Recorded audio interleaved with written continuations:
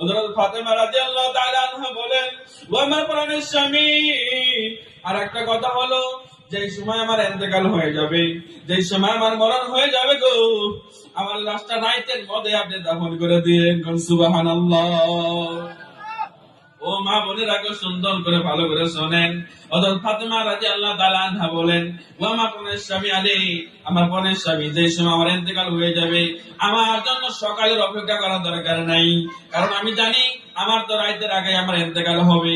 কারণ আমার আব্বা বলছে জান্নাতের মধ্যে ইফতার হবে, বোঝা গেল আমার তার আগেই আমার এখানে ইন্তেকাল হবে।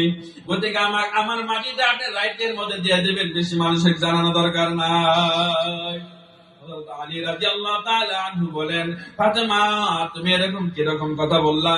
কারণ তুমি নবীর মেয়ে, তুমি আল্লাহর নবীর কন্যা, তুমি এরকম কথা কিরকম ভাবে বলো?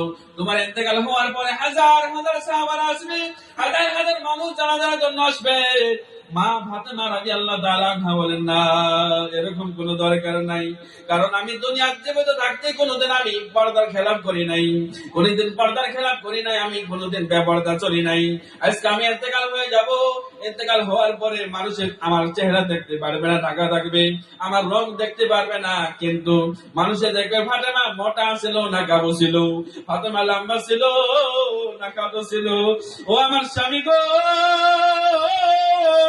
ও আমার স্বামী, কালকে বছর হয়ে যাবে, আবার আল্লাহ তাআলা আমাকে জিগায়, ফাতেমা গো, তুমি মরার পরে তোমার গঠন অন্য পুরুষেরা দেখছে, তোমার গঠন অন্য পুরুষেরা দেখছে গো, আমি আল্লাহর সামনে কি জবাব দিব, কি জবাব দিব? গতিকে আমার লাশটা রাইতের মধ্যে দাফন করেন। সুবহানাল্লাহ। আর আজকে আমার মা বোনেদেরকে দেখেন, পর্দার কোনো খবর নাই, স্বামীর কোনো খাদমত নাই। না মা বোনেরা গো, যা করছি আর করব না। আল্লাহর সাথে তওবা করে স্বামীর খেদমত শুরু করে দেন, পর্দা করা শুরু করে দেন। কারণ ওই কবরে যখন যান, ওই কবরে যদি আপনি যান, আল্লাহ ছাড়া ওখানে কেউ আপনার সাথে হবে না। যেই সময় মা ফাতেমার ইন্তেকাল হয়ে গেল, হযরত আবু যর গফফারী রাদিয়াল্লাহু তাআলা আনহু কবর খুঁড়তে গেলেন। কবর খুঁড়ে যায় বলেন, কবরকে বলে, কবর তুমি কি জানো আজকে তোমার এখানে কাকে রাখা হবে? তোমার এখানে কাকে রাখা হবে?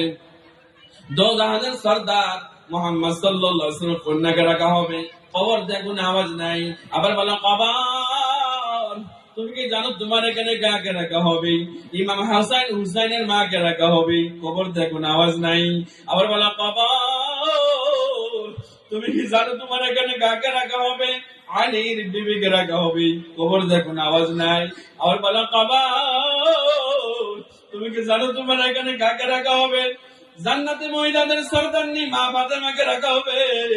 কে জানো গাইবে আমাদের বলে, আবু যর গফফারী, আবু যর গফফারী, আমি জান্নাতে মহিলাদের সরদারনি মা ফাতেমাকে চিনি না, আমি আলীর বিবিকে চিনি না, আমি ইমাম হাসান হুসাইনের মাকে চিনি না, আমি মুহাম্মাদের মেয়েকে চিনি না। যার আমল ভালো হবে গো, তার সাথে আমি ভালো ব্যবহার করবো, আর যার আমল খারাপ হবে, তার সাথে আমি খারাপ ব্যবহার করবো।